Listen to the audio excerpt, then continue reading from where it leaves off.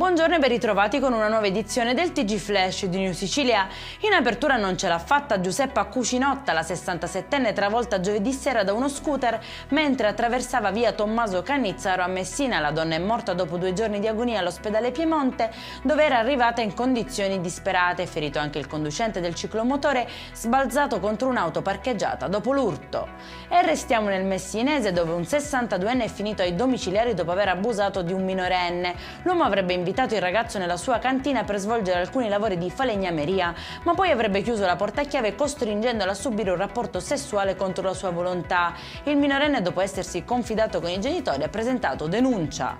Concluse invece le indagini sul capitano della Guardia di Finanza, 32enne di Caltanissetta, accusato di violenza sessuale e lesioni su una giovane allieva. La ragazza, andata a casa sua per parlare dell'esito di alcuni test, è stata aggredita e palpeggiata nonostante i ripetuti no.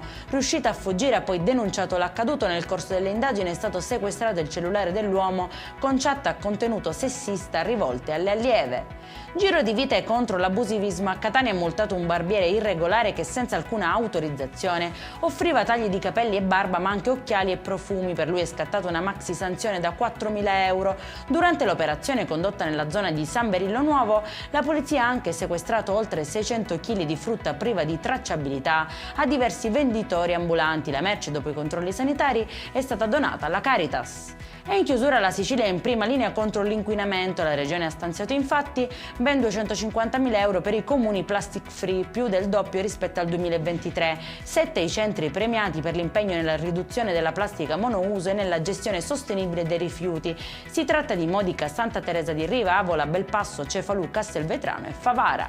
Per questa edizione è tutto, prossimo appuntamento alle 19:30. Buona giornata!